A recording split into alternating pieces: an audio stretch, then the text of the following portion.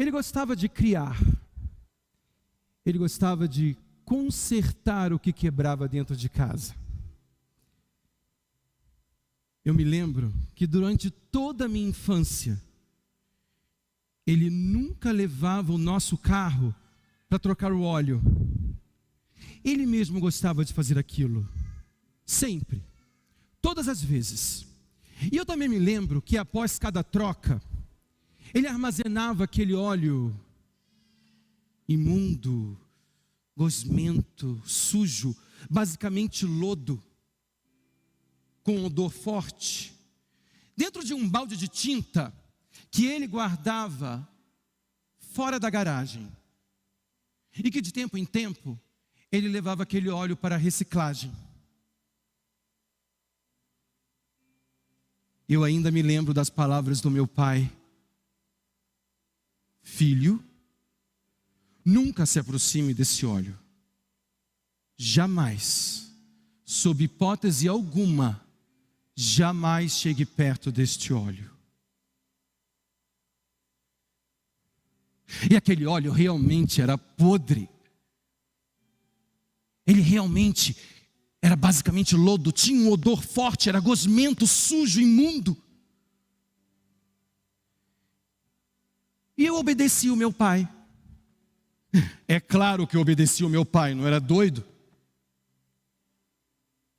Mas teve um dia que eu desobedeci. Nesse dia fatídico, eu estava sentado no jardim, brincando com meu irmão, inocentemente.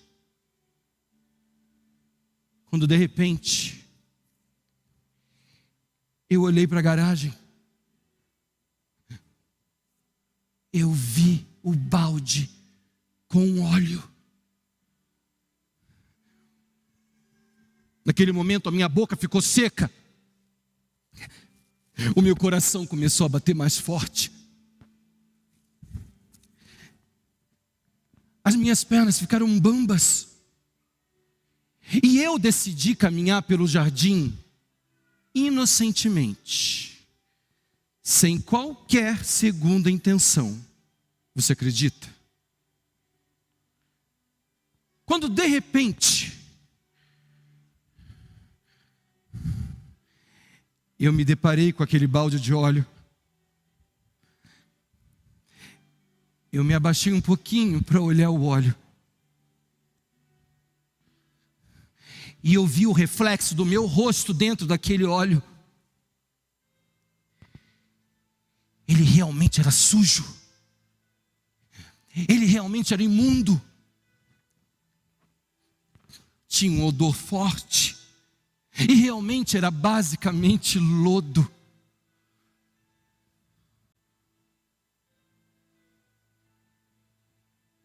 Olhei para um lado. Olhei para o outro. Olhei para trás. E vi que não tinha ninguém vindo. E vi que não tinha ninguém vendo. E aí eu lembrei das palavras do meu pai: filho, jamais se aproxime deste óleo. Nesse momento meu coração batia tão forte que parecia que ia sair pela minha boca. Eu sabia que eu não devia fazer aquilo, mas eu fiz mesmo assim.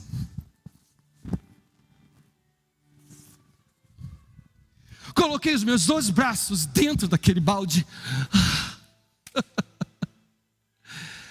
e senti aquele óleo imundo, sujo, podre, basicamente lodo, gosmento, e realmente tinha um odor forte. Aquele óleo penetrava a minha pele sem misericórdia. Senti aquele óleo tocando a minha pele até a altura dos meus cotovelos. Aquele óleo realmente era imundo. Era sujo. Basicamente lodo. Gosmento. Mas era tão bom. Eu estava adorando fazer aquilo.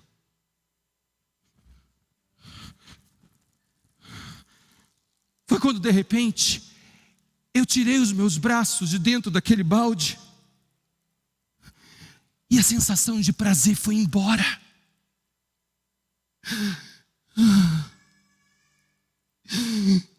Foi aí que eu vi o tamanho da besteira que eu tinha feito, a gravidade do meu erro. Em seguida, eu sacudi os meus braços, mas aí eu vi que eu estava sujando tudo à minha volta, e a minha reação foi tentar limpar aquele óleo, tentar esfregar, tirar aquele óleo do meu corpo, do meu braço. Mas aí eu vi que eu estava sujando toda a minha roupa. Corri para dentro da garagem e peguei um paninho e tentei remover aquele óleo do meu braço com aquele paninho, mas ele era muito pequeno, não dava conta do recado. Eu precisava de algo mais forte. Então, eu corri para dentro da casa, do sobrado onde nós morávamos, e fui direto para o banheiro. O banheiro ficava no primeiro andar do sobrado. Toquei a maçaneta. A maçaneta ficou imunda. Entrei no banheiro, encostei a porta e vi que o piso branco de porcelana branca estava todo respingado com aquele óleo, estava todo sujo. Então eu me abaixei para tentar limpar aquele óleo, para tentar limpar o chão. Mas quanto mais eu espalhava, quanto mais eu tentava limpar, mais eu espalhava. Eu usei água, eu usei sabão, mas a minha tentativa de espalhar aquele óleo, de limpar aquele chão, só espalhava mais ainda a minha sujeira. Era inútil, eu não conseguia limpar. Quanto mais eu tentava limpar, mais eu espalhava a minha sujeira. Então, eu me dirigi à pia do banheiro e abri a torneira e tentei remover aquele óleo com água. Mas era inútil. Nem toda a água que eu usava removia aquele óleo da minha pele. Não saía. Eu precisava de algo mais forte. Foi então que eu fiz a única coisa que funcionou. A única coisa que me restava.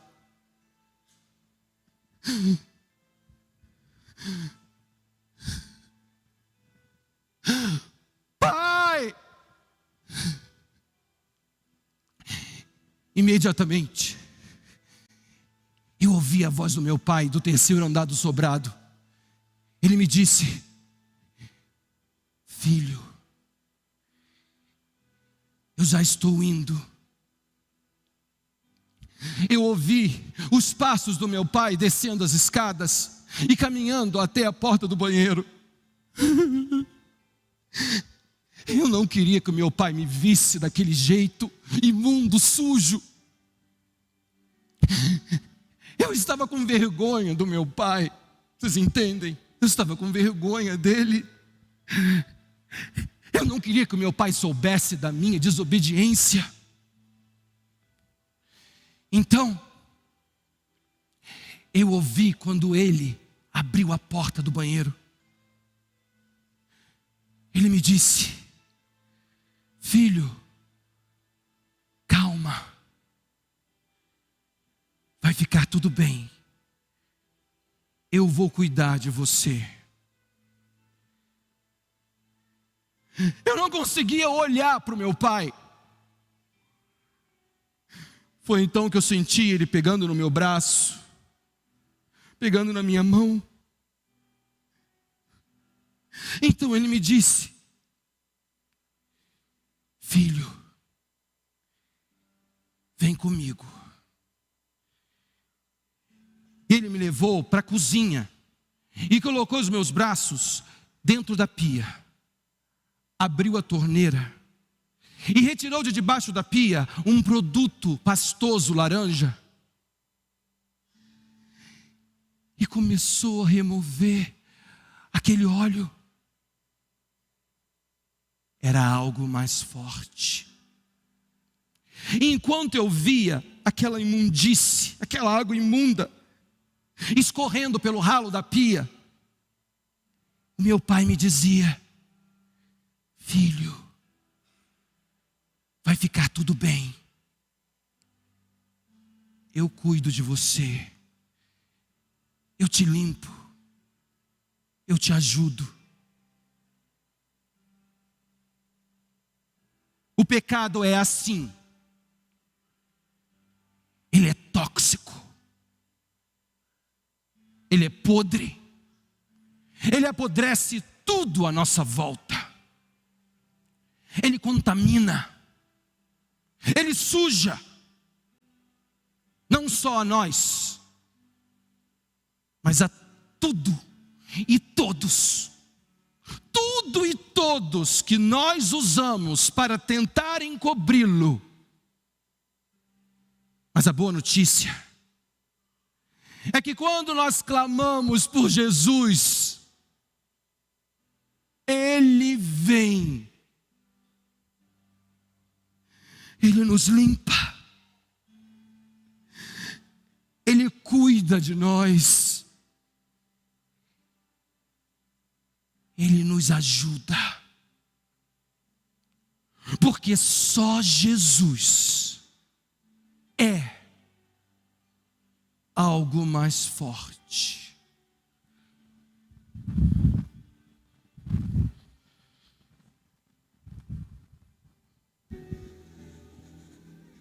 É forte, Brasil. É forte, não é? Olha para o teu amiguinho aí e diga assim: é forte. Mas fala com vontade para ele. Fala, é forte. Obrigado, Lucas. Meus amigos, você já foi numa reunião, num culto talvez, aonde você ouviu algum testemunho, que aquela pessoa, ela chegou na igreja, naquela congregação, obrigado, Lucas, e ela contou da história de vida dela.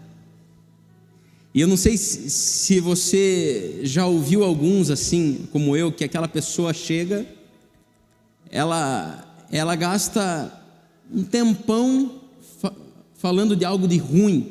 Olha, eu bebia, eu era escravo das drogas, eu vendi meu corpo, eu fiz isso, eu fiz aquilo, tal. E 15 minutos, 20 minutos ela gasta ali e tal, e de repente em 2 minutos, mas Jesus me salvou, está tudo resolvido e vou morar na Nova Jerusalém.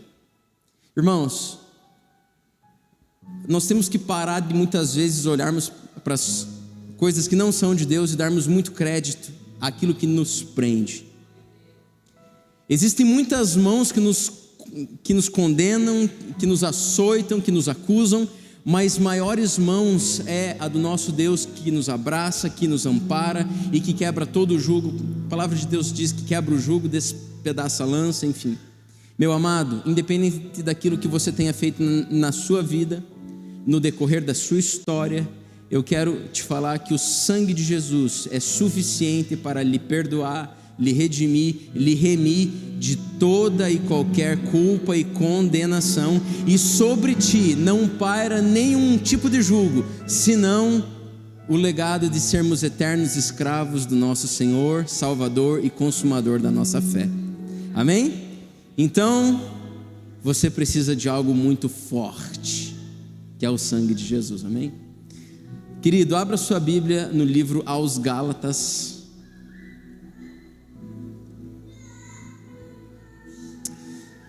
Essa semana eu estava orando a Deus e falando: Deus, o que eu vou falar sábado?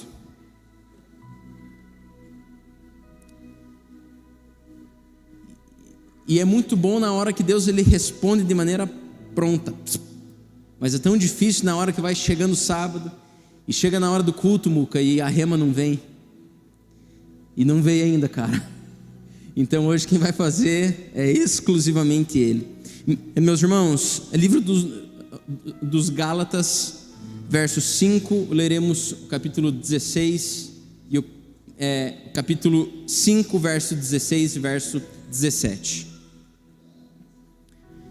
Gálatas 5, 16, 17, leremos. Por isso digo, vivam pelo Espírito, e de modo nenhum satisfarão os desejos da carne, pois a carne deseja o que é o contrário do Espírito. O Espírito é o contrário da carne. Eles estão em conflito um com o outro, de modo que vocês não fazem o que desejam. Oremos a Deus. Pai, Senhor, nessa noite nós te louvamos e te bendizemos, ó Pai. Deus, mas entendemos que um culto completo é quando a tua igreja canta e o Senhor fala, Pai. Deus, nessa noite eu te peço, ó Pai, anula todo eu, ó Pai, que todo achismo caia agora, mas que Deus, o Senhor encontre liberdade de agir e falar, em nome de Jesus. Amém, Jesus. Queridos, Paulo escreve às igrejas da Galácia em exortação, e o livro de Gálatas, ele tem alguns objetivos, e dentre eles é redimir aquela igreja e tornar verdadeiros homens e mulheres firmados no nosso Senhor Jesus. E na hora que Paulo começa a redigir essa carta, ele dá a entender que essa igreja era uma igreja que estava a ponto de ser uma igreja mais madura. Ele já esperava que essa igreja fosse uma igreja sólida. Ele esperava que essa igreja fosse uma igreja já de postura. Mas ele identifica que essa igreja ainda tem algumas limitações básicas na sua vida cristã. E eu acho que não existe ninguém nessa igreja hoje, ou de repente, enfim, alguém que tenha entrado aqui no decorrer desse mês, que não olhe para a sua vida e não veja um ponto onde eu e você possamos melhorar. Talvez hoje nós tenhamos aqui homens mais avançados na sua idade, meninos mais novos, mulheres mais velhas, enfim, mas todos, eu e você, nós temos algo que dentro da nossa vida nós precisamos melhorar. Mas nessa igreja, Paulo estava mostrando a dificuldade de lidar com duas coisas que elas ainda existem dentro de nós, que é o que? É o espírito e a carne. Essas duas naturezas que habitam dentro de nós, elas são tão vivas, que elas se manifestam todo dia e toda hora no nosso ser. Por exemplo, quem aqui toma café da manhã? Quem não toma café da manhã, mas almoça bem? Quem toma café da manhã, almoça e janta? E quem, entre tudo isso, nos intervalos, ainda come uma traquinas, um salgadinho, alguma coisa? Então, Deus é com vocês. Queridos, a fome é um instinto poderoso. Na minha casa, a gente gosta de assistir aquele Largados e Pelados. Já viu? Ai, pastor, não pode. Pode sim, não tem problema. Está censurado. E é interessante a gente ver o que aquele casal, aquele grupo chega naquele habitat estranho e as primeiras necessidades já vão surgindo, né? Então eles fazem fogo, eles fazem o abrigo, mas de repente bate a fome. Queridos, é horrível sentir fome. Você já passou fome de verdade? Não precisa se expor assim a ponto de necessidade, mas fome, e você está num lugar, não tem nada, tua barriga ronca, parece que você tem uma dor, parece não, a fome dá dor, e você sente aquela fome absurda assim, e não tem, a mãe não está aqui, o pai viajou, não tem dinheiro, é aquela fome que te consome dia e noite, noite e dia, sem cessar até que ele venha.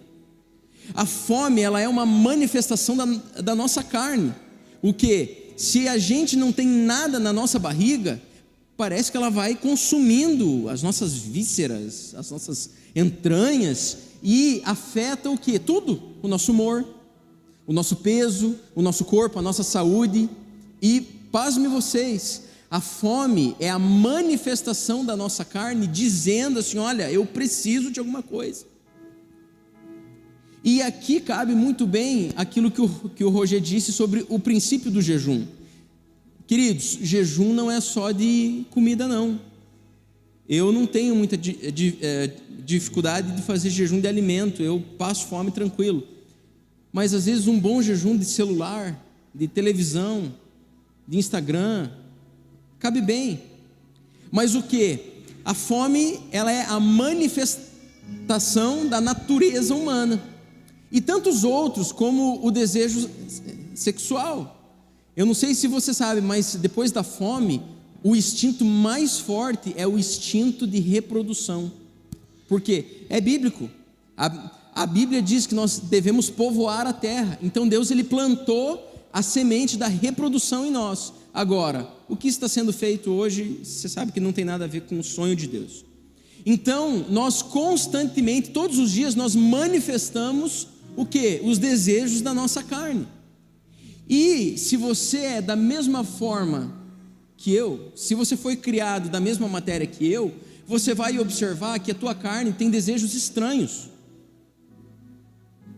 Por exemplo, você vai observar que você enjoa fácil das coisas, que comer arroz e feijão todo dia enjoa, que frequentar a mesma igreja enjoa, que olhar para a mesma pessoa, que ficar casado com a mesma pessoa enjoa, e de repente ideias estranhas vão começar a rodear a sua cabeça, e de repente a sua carne vai apontar alguns destinos para você, que aquilo que não era opção para a sua vida, hoje vai se tornar o quê? Uma opção.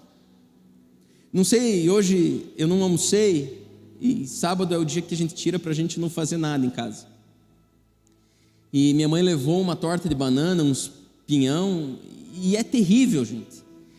Cada passada na mesa era uma levada, um pinhão e uma torta, pinhão, e chega no final do dia, eu ainda estou com fome. Eu belisquei o dia inteiro e não matou a minha fome. O desejo diabólico é esse. Então, a nossa carne, ela tem desejos que manifestam o quê? Os desejos dela, e é natural isso.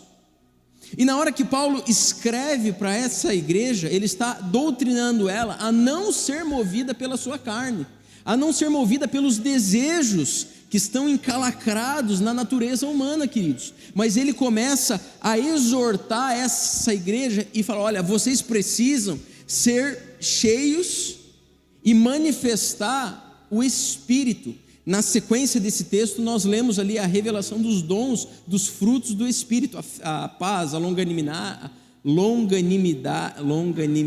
benignidade, enfim. Meus amados, nessa noite, existem dois lados que habitam dentro de você. O lado carnal, e eu vou falar algo para você. Nós estamos em uma geração onde nós consumimos muito videozinho pronto, feito, né? Se você está num dia meio triste, você entra no YouTube, você coloca lá Pastor X, e você recebe uma carga de motivação absurda, e você ouve aquilo e fala: glória a Deus, eu recebo. Só que não tem nenhum filtro ali, você simplesmente põe o título que você quer ouvir e você acha que aquilo te alimenta. Mas, meu amado, alimento verdadeiro não é torta de banana e não é pinhão, mas é comida de verdade. Pior são os filhos de mamãe que vai no mercado e não sabe fazer um arroz, fritar um ovo e compra um Rapidez, uma sadia da lasanha. Irmãos, existem coisas que tapeiam, mas nós precisamos de coisas que nos sustentam, coisas que nos dão vida. Se você vai num consultório pediátrico de um pediatra, você vai ver que é proibido dar para uma criança doce, pirulito, bala, chicletes, enfim. Ele tem que comer o quê? Papinha de feijão, Cristo. caldinho de carne amassado com batata. Porque são coisas que vai fazer aquela criança se desenvolver. Olha para o teu vizinho que está aí hoje e fala assim para ela: Deus quer que você se desenvolva.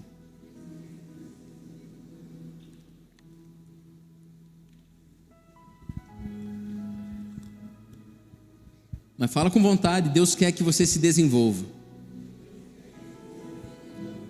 Pastor, qual é o segredo para eu viver pelo Espírito?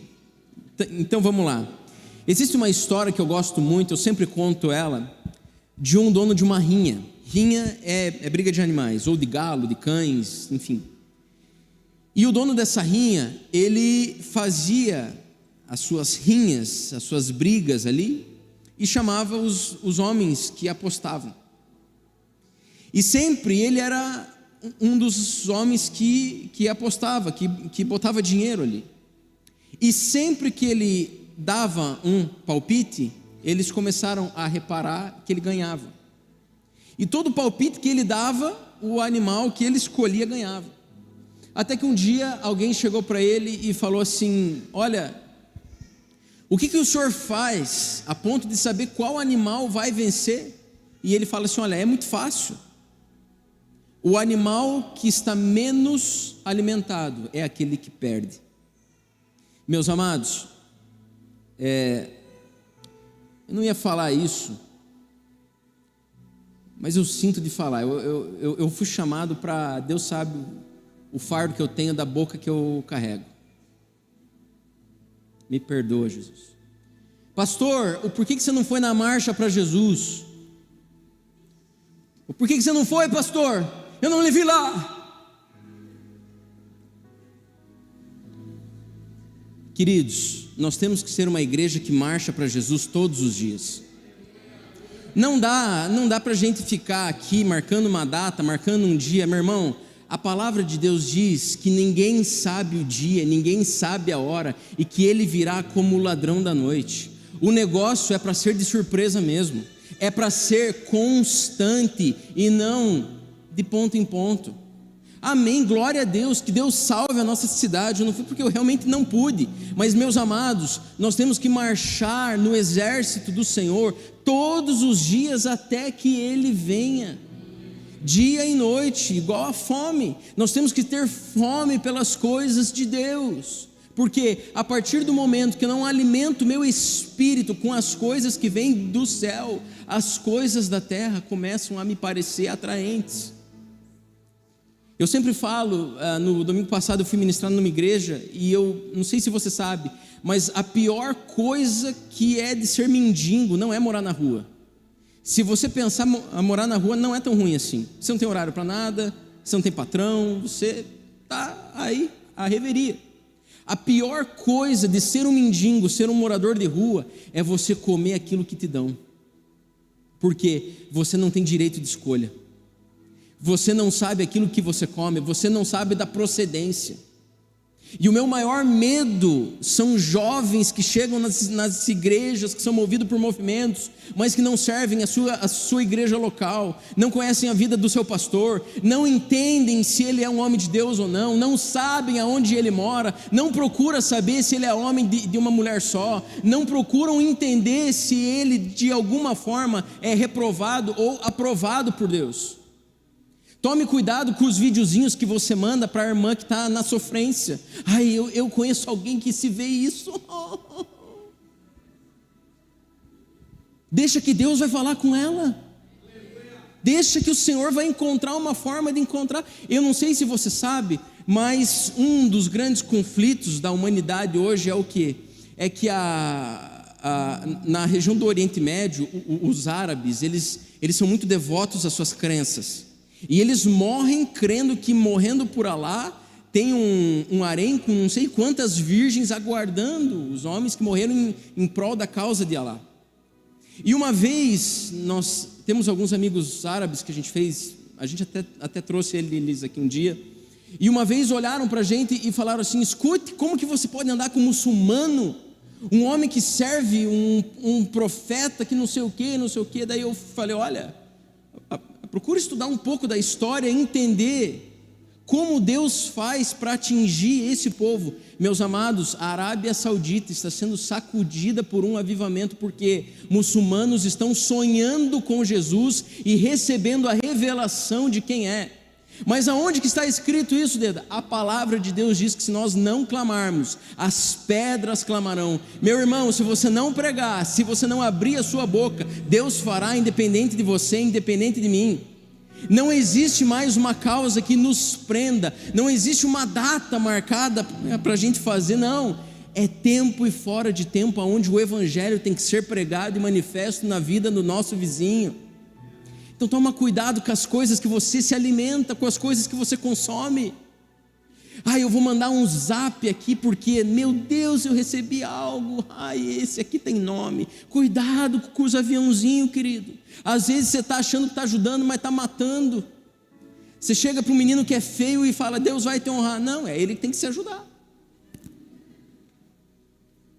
Se ele não se olhar e não se enxergar, o que Deus vai fazer, querido? Claro que é brincadeira, mas amigos, às vezes a gente faz isso. A gente chega na casa de alguém, vê que está tudo errado, e a gente não tem coragem de falar com medinho, né? Olha, meu amado, eu vou falar, você pode pedir a bênção de Deus, tudo, mas Deus não vai abençoar nessa discórdia aqui não.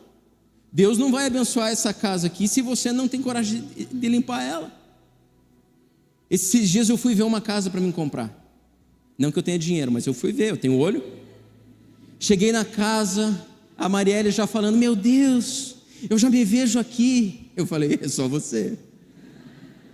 Eu já vejo eu tomando café da manhã aqui. Eu falei, eu acho que ela está querendo divorciar, sem vergonha. Era impossível de eu me ver naquela casa.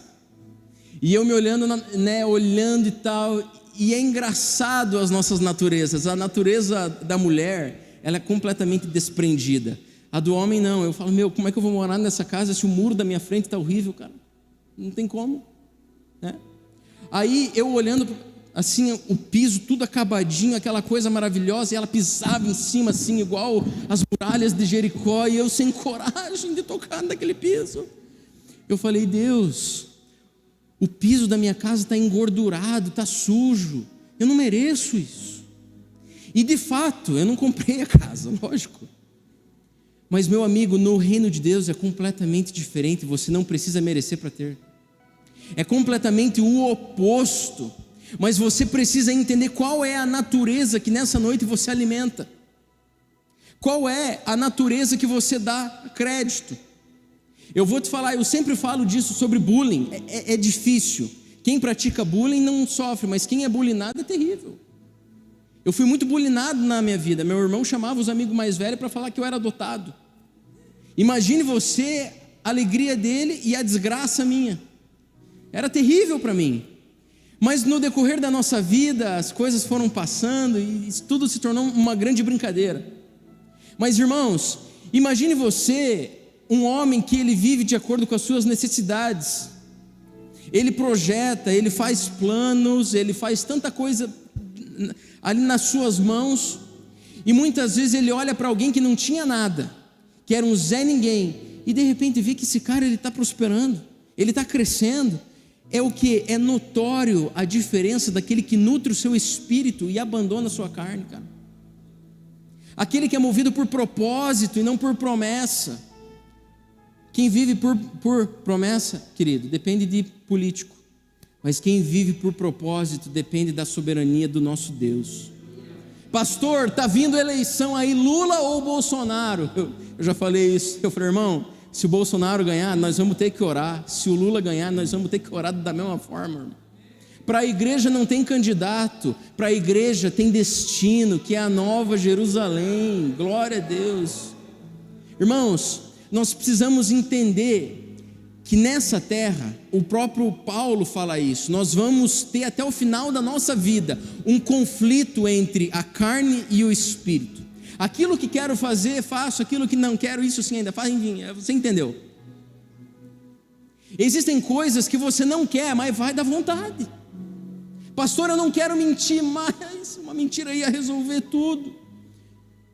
Pastor, eu não quero fazer dessa forma, mas eu preciso fazer dessa forma. Querido, esse conflito é o meu conflito, é o teu conflito, é o conflito da igreja.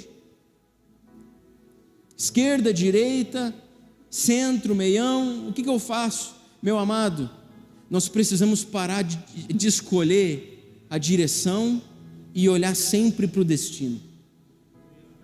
Eu vou te falar, essa esquete de hoje mostra muito bem. Uma vez eu estava na minha casa e todo filho que está ali na sua adolescência, filho homem, talvez eu era o pior, eu era terrível. Eu atormentava meu pai para dirigir o carro dele sem habilitação. E eu não sou um fascinado por carro, era pelo prazer do fazer sem poder. É bom, né? Fazer sem ter a permissão.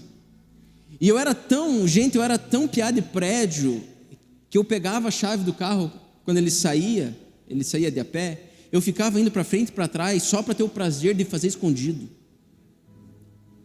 Talvez nessa noite eu tenho certeza que eu sou o pior de todos. E eu ficava indo para frente, indo para trás, e de repente aquela ida para frente e aquela ida para trás, ela foi se tornando cada vez mais curta, e eu falei, eu preciso de algo mais forte. Até que o dia eu tive a coragem de abrir o portão da minha casa e pôr metade da bunda do carro para fora e metade para dentro. Imagina quem passava na rua, Muca, entrando e saindo. Oh, que miserável homem. E eu era assim, até que um dia meu pai, ele saiu com o carro da minha mãe e estava lá.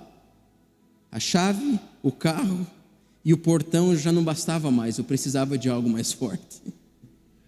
E eu falei assim, eu vou pegar o carro do meu pai e eu vou para a igreja. Meus amigos vão me ver chegando com o carro dele, eu era de menor. Gente, olha que burro. Meu pai era o pastor da igreja. Todo mundo ia contar para ele. Eu morava do lado do Detran. O maior número de viatura não tinha mais que na região ali. Mas, a partir do momento que nós somos guiados pela nossa carne, a gente faz coisas burras, estúpidas.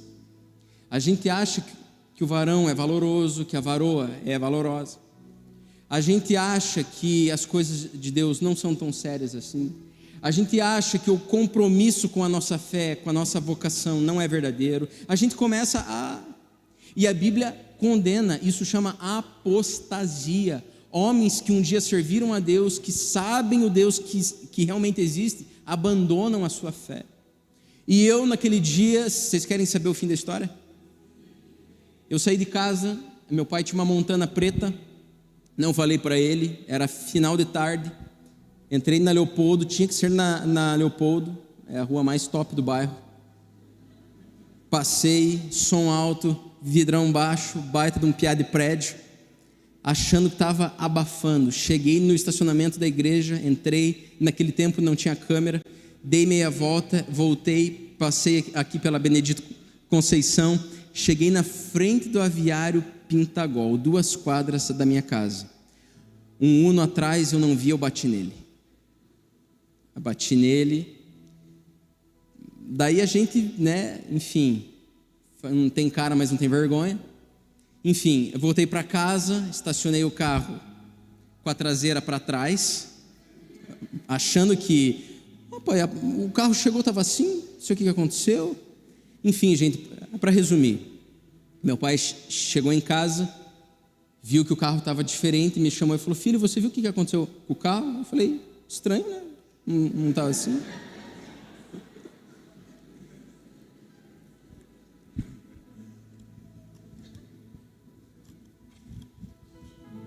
Gente, eu olhei para ele, eu falei: pai, eu pequei contra ti, pequei contra os céus. Falei: pai, eu saí com o carro, fui até a igreja, a casa do Senhor, dei meia volta e voltei para casa e bati o carro. Ele não tinha visto a batida. Aí ele foi, olhou e falou assim: meu filho, essas coisas elas acontecem, espero que isso te sirva como lição, mas deixa eu te falar algo. Todo dano material ele tem um ônus, né? Mas o que importa é que você está bem, filho. Glória a Deus que você está vivo. agora me faz uma gentileza, vai para o quarto e baixa tua calça, que eu vou te bater. E naquele dia, eu com 16 anos, abaixei a calça e levei uma surra do meu pai. Isso parece muito engraçado, mas, meus amados, depois eu não conseguia olhar para ele. Você sabe por quê? Ele me viu, Roger, de uma forma que fazia muitos anos que ele não me via. Peladinho. Batendo na minha bunda, um piá de 16 anos, apanhando do pai. Você sabe que naquele dia, depois de tudo, meu pai é um grande amigo meu. Passou uns dias, ele me chamou e falou assim: meu filho, eu sei que te constrangeu muito, e eu fiz exatamente para isso, para te constranger. A surra passou, você não sente mais nada, mas o constrangimento ainda está aí dentro, né? Eu falei: tá, pai, eu não vou mais fazer isso, eu prometo para você. Ele olhou para mim e me falou assim: meu filho, todos os dias você tem o convite. Eu tenho vontade de fazer coisas todos os dias, mas eu preciso escolher qual natureza que eu vou alimentar. Eu quero chegar no shopping, irmãs, eu quero gastar tudo, sem limites. Não há limites para um verdadeiro adorador, quanto mais para um cartão de crédito. Mas Paulo também exorta e fala que tudo me é lícito, mas nem tudo me convém. Cara, eu posso todas as coisas. Eu não sei se você sabe, mas o texto original não é posso todas as coisas naquele que me fortalece. Não é assim. É posso todas as coisas em Deus que me fortalece. Ou seja, se não for nele, meu amado, você não pode nada. Se não for por ele, você não consegue fazer nada. Meu amado, olha a representação do sono. Eu tenho uma dificuldade muito grande de lidar com sono. Eu fico sem comida, às vezes sem bebida, mas o sono é muito difícil para mim. O sono, ele é uma coisa que nos traz vida todas as manhãs. Se você dormir na sua casa hoje, amanhã, da mesma forma, no mesmo lugar que você deitou, você vai levantar. O sono é a representação do grande poder de Deus em nós. Porque a partir do momento que eu deito, eu estou cansado, eu entro num estágio que eu não sei quem eu sou, eu não sei o que eu faço, eu não sei o que eu estou, aonde eu estou, mas na mesma manhã eu acordo no mesmo lugar, sabendo quem eu sou, fazendo as coisas que eu faço todo dia, porque o sono do justo é a vida que Deus nos dá todas as manhãs. Tem gente que chega na igreja e fala assim: eu não dizimo, eu não oferto, eu não vejo as coisas que Deus me dá. Irmão, para de ser bocó. Deus é o autor da vida, é o consumador da nossa fé. Se não fosse por Ele, num tempo de pandemia, aonde mais de quantos milhões, gente? Mais de quantos milhões que morreram na terra? Muita gente. Deus escolheu você. Mais de 100 milhões, irmãos, mais de 100 milhões morreram. Deus não te deu vida, Deus permitiu que você continuasse vivendo. Você e eu estávamos destinados à morte, mas Ele olhou e falou: esse aqui vai continuar lá. Ele ainda tem algo para ele cumprir, eu ainda tenho algo para fazer na vida dele, ele ainda vai ser um instrumento nas minhas mãos, ele vai fazer algo grandioso em prol do meu reino. Meu amigo, não ache que você é obra do acaso, não ache que você é filho, filha de um fruto. Hoje nós ouvimos uma história muito triste, enfim, irmãos, não é obra do acaso você chegar nessa igreja, nessa noite, e ouvir esse instrumento aqui que não vale nada. Imagine você que Deus está lapidando você para instrumento, para adoração e louvor da sua glória. O meu desejo nessa noite é que você saia daqui entendendo que as coisas que você faz, que quem você é, que as palavras que você diz é para a honra e para a glória de Deus. Esses dias uma irmã chegou para mim, já falei isso aqui, sinto de falar de novo: filho, pastor, fala para o meu filho que tatuagem é do diabo. Aí eu falei assim: irmã, o filho é seu, eu vou falar por quê? Não, porque ele não me ouve, pastor, vai que ele te ouve. Eu falei: irmã, se o seu filho não ouve a senhora, ele acabou de me conhecer aqui, ó, a senhora acha que ele vai me ouvir?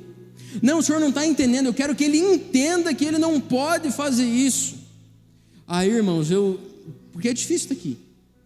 Eu olhei para ele, eu vi que ele estava usando uma sopa legal, uma sopa bonita assim. E é difícil, sabe? Vocês me entendem, né? Você não pode falar, mas não pode. E aí você está numa igreja tradicional, aí você, ao mesmo tempo você é meio novinho, aí também faltam os frutos do Espírito, mas aí Deus acrescenta de uma outra forma. Aí eu olhei para ele, eu falei, querido, ele não tinha feito nenhuma ainda. Eu falei assim, ó, você não está usando uns produtinhos bons aí? Ele olhou para mim e falei, pastor, ele era carioca. Aí, pastor, esse aqui é um G-Shock, top, né? Eu falei, top, cara. Ele olhou para mim e falou assim, ó, pastor, esse aqui é da Dolce & Gabbana, top, né? Eu já comecei a desconfiar, né?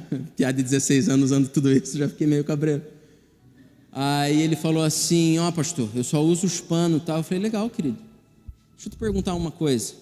Você seria capaz de pegar esse teu relojão legal, essa tua roupa legal aí e dar uma rabiscada nela? Não, pastor, tem que manter a originalidade. Então, querido, Deus te criou da forma que você é. Se você se rabiscar, meu irmão, você vai tirar a originalidade. Não estou condenando, queridos, mas a partir do momento que você entende quem você é em Deus, você não precisa se rabiscar, você não precisa se furar, se mutilar, se pintar. Você é a imagem e semelhança do teu Criador, do autor e consumador da tua fé. Aleluia.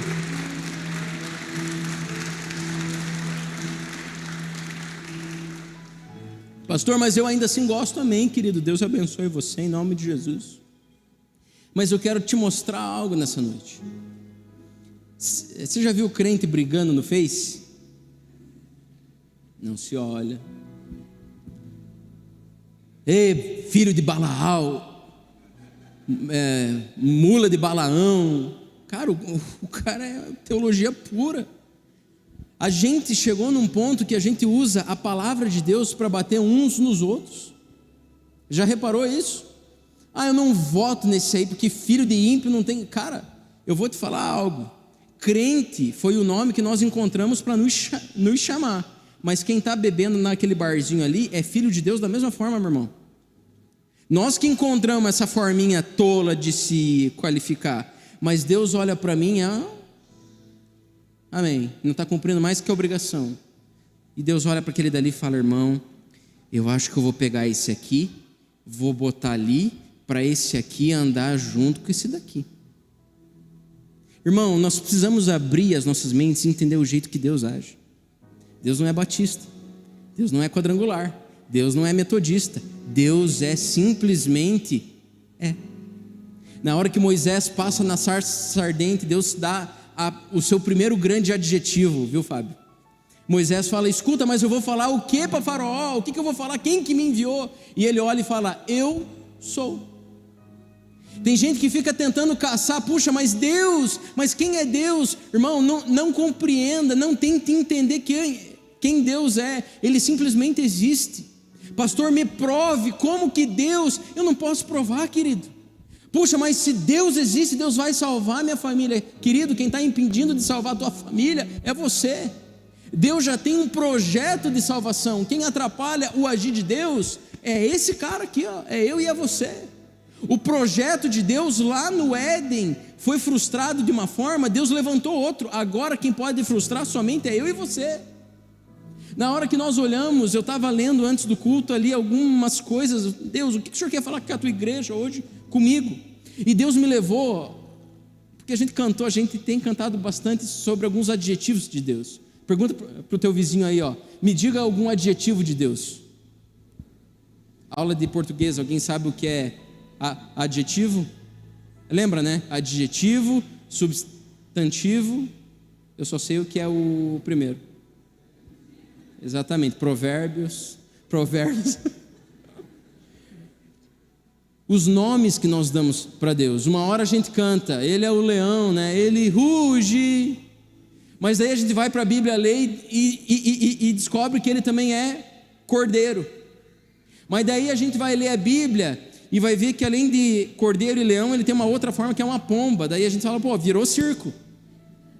Meus amigos, eu estava lendo sobre as 7 dispensações. Alguém sabe o nome das 7? Quem souber, eu vou dar uma shoulder bag da WeCare agora. Tia Márcia, sabe, tia Márcia? Não tem que pensar, tem que ser ali, ó. Vamos lá. Quem souber, dou uma bolsa uma shoulder bag e dou mais uma camiseta. Não sabe também? Quem souber, dou uma shoulder bag, uma camiseta e meu carro. Não, brincadeira. Olha só, dispensação da inocência. Queridos, o tempo de Deus, o crono de Deus está dividido entre 7 tempos. O primeiro deles é a dispensação da inocência, aonde o homem era inocente e não sabia das coisas.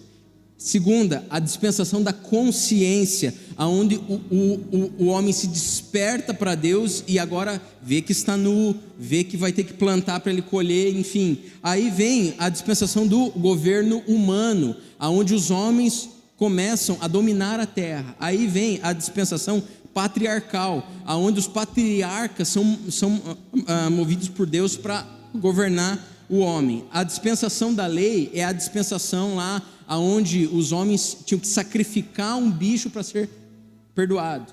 Aí vem a dispensação no qual nós estamos hoje, que é a dispensação da graça.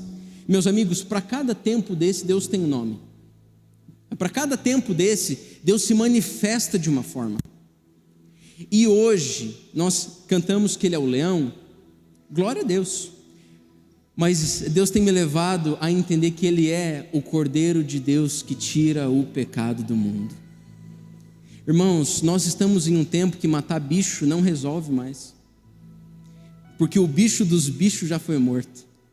Nós estamos em um tempo onde aquilo que você fez ontem, se foi enterrado, você está perdoado. Olha que coisa maravilhosa. A pior coisa que tem é você não estar perdoado.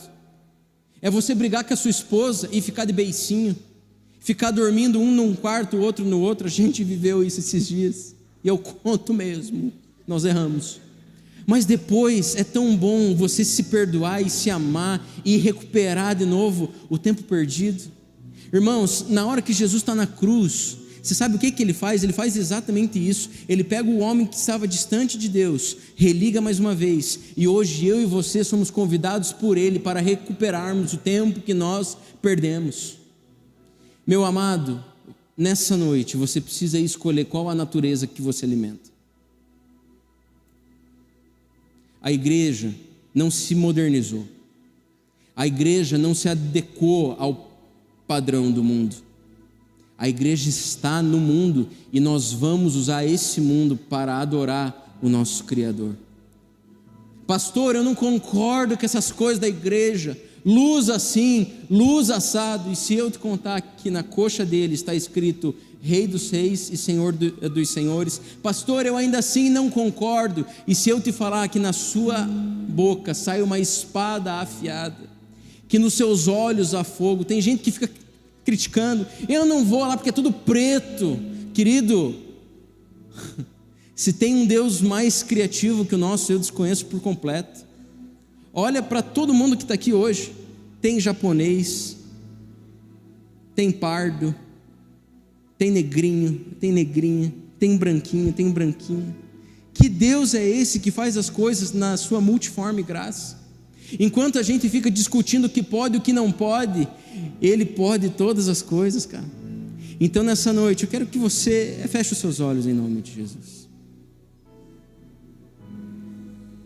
Queridos, nós não estamos aqui para criticar, nós não estamos aqui para levantar um senso crítico, não. Mas, meu amado, nós estamos aqui para sermos igreja, para olharmos um para a necessidade do outro, para compreendermos que maior é aquele que serve, para entendermos que o nosso Deus, Ele é sim o leão, o cordeiro, mas Ele, sendo quem Ele é, escolheu habitar em cada um de nós. Nessa noite, você está sendo convidado a abandonar o teu instinto, as tuas vontades que te prendem nessa terra. Pastor, eu quero ser um cidadão dos céus, mas se a tua cabeça ainda está nessa terra, querido, é impossível.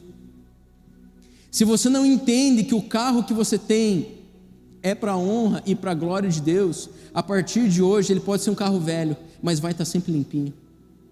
A partir do momento que você entende que a sua casa, pastor, não é minha, eu sou só um inquilino.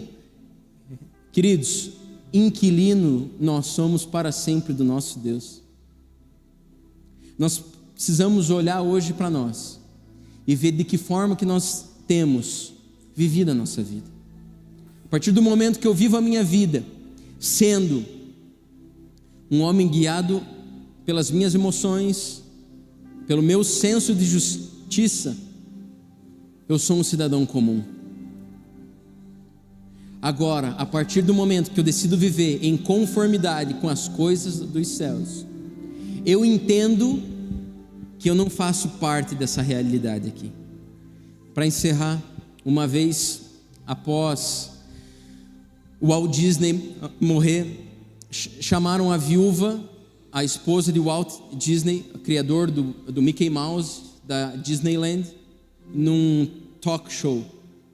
E olharam para ela e falaram assim: puxa, que pena que o senhor Walt não está aqui, pois hoje aquilo que ele sonhou existe.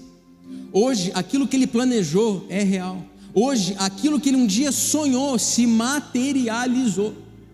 E de repente aquela senhora já bem avançada na sua idade olha e fala assim: olha, na verdade ele foi o primeiro a ver. Ele foi aquele que simplesmente viu antes que todo mundo tivesse visto. Ele simplesmente trouxe a existência antes que todo mundo tivesse pensado. Meu amigo, você não foi chamado para ver resultados nas suas vidas, mas você foi chamado para participar do processo em ser aperfeiçoado por Deus. O fim da tua história não é a sua morte, mas é o início da sua vida verdadeira. Então, meu amado, a partir do momento que você entende isso, as coisas que você tem, as coisas que você é e tudo aquilo que você faz é para simplesmente honra e glória do nosso Deus. Queria que nesse momento você fechasse os seus olhos em nome de Jesus. Nós vamos cantar, amém?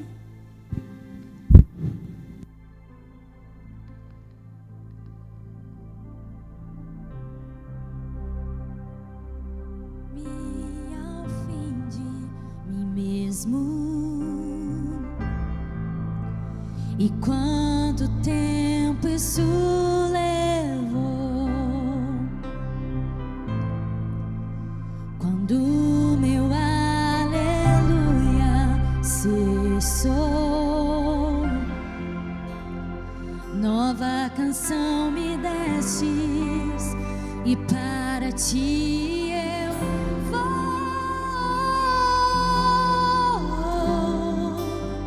E para ti eu vou,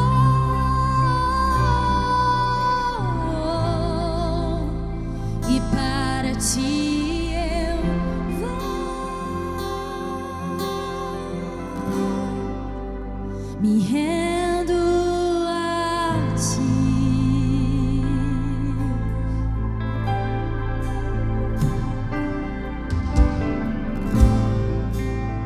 Confesso que inseguro estou, mas teu amor me envolve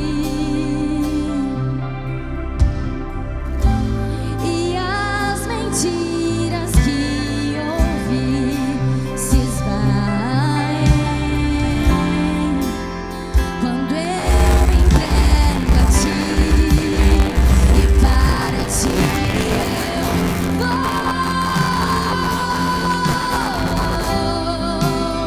e para ti eu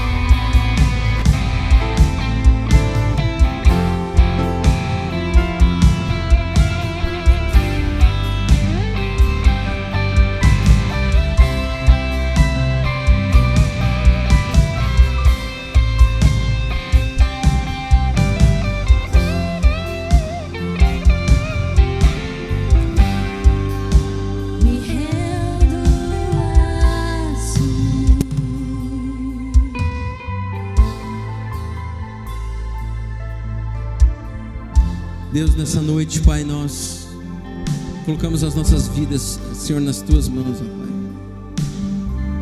Deus, nós talvez tenhamos aqui nessa noite, ó Pai, homens e mulheres, ó Deus, que têm sido dirigidos, ó Pai, por sua essência carnal, ó Deus, e outros sendo direcionados, ó Pai, a agir, ó Deus, pela sua natureza espiritual, ó Pai.